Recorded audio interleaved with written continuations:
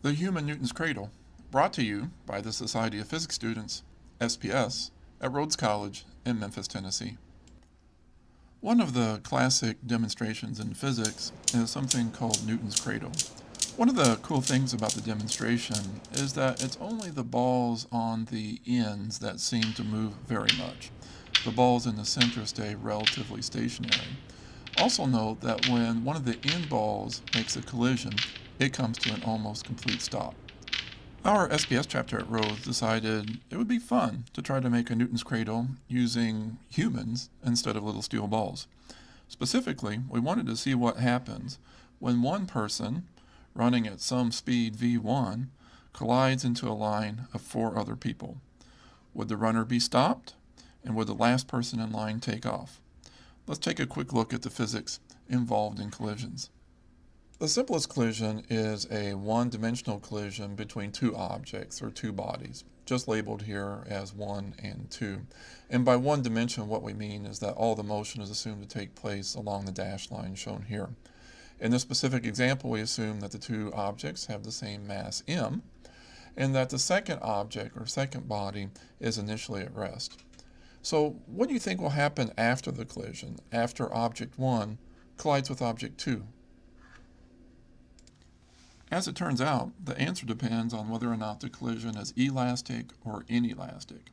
A perfectly inelastic collision, which is what we're considering here, is one in which the objects stick together after the collision. Using an idea in physics called conservation of momentum, it can be shown that after the collision, the two objects move together to the right with a final velocity that is equal to half of the initial velocity of the first object.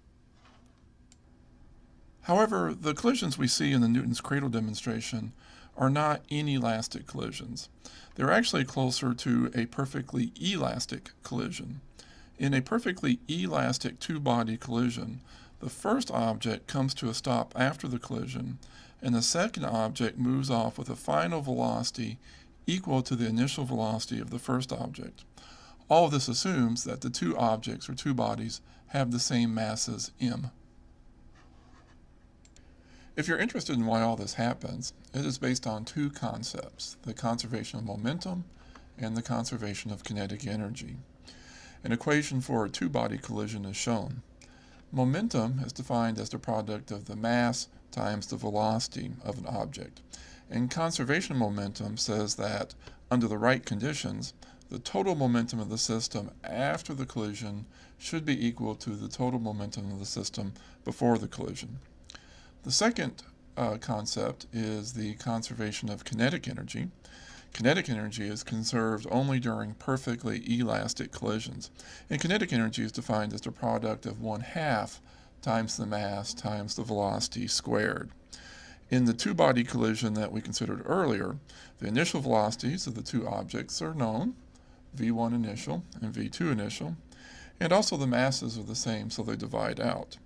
This leaves us with two unknowns, the final velocities of the two objects, v1 final and v2 final. And given that we have two equations and two unknowns, that allows us to solve for the two unknowns, v1 final and v2 final. When you do this, you'll find that v1 final equals 0 and v2 final equals the initial velocity of object 1, v1 initial.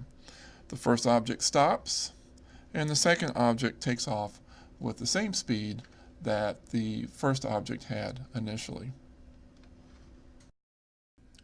So what about three masses, a three-body collision? Well, in the case of perfectly elastic collisions, object 1 will collide into object 2 and stop. Object 2 will then move off the same velocity that object 1 originally had, and it will collide with object 3. What do you think will happen after object 2 collides with object 3? Well, you guessed it, object 2 will stop, and all of its velocity will be transferred to object 3. What if we had 4 or 5 or 6 objects? Well, we would expect a similar chain reaction to occur, in which the velocity of the first object is completely transferred to object 2, and then the second object transfers all of its velocity to object 3, and so on and so on. Now, it's worth mentioning that while we describe velocity as being transferred from one object to another, It's really momentum that's being transferred. We can talk about velocity transfer because the objects all have the same mass. Okay, so back to this idea of a human Newton's cradle. The idea, at least as it's shown here, probably won't work. Do you know why? Well, it's because Newton's cradle relies on elastic collisions. When human bodies collide, the collision typically is much more inelastic than elastic, and the end result will look something like this. This is not such a great way to simulate a Newton's cradle. It's not a great way to make friends either. Knowing that we needed to make the collisions more elastic, we obtained some bubble suits for our volunteers. If you haven't seen bubble suits before, you will in just a minute. They are basically a large inflatable sphere that surrounds a person's body. You can find some funny videos on YouTube where people play soccer and do other activities wearing these bubble suits. The videos are funny because when the people run into each other, they bounce off. The collisions are elastic. So for our demonstration, we obtained 5 bubble suits and 5 volunteers. We also had to find volunteers who had close to the same mass. If the demonstration is successful, then volunteer 1 should come to a stop after the collision, and volunteer 5 should be ejected with about the same speed that volunteer 1 initially had. Volunteers 2, 3, and 4 should not move very much, just like in the real Newton's cradle. Okay, let's see what happens.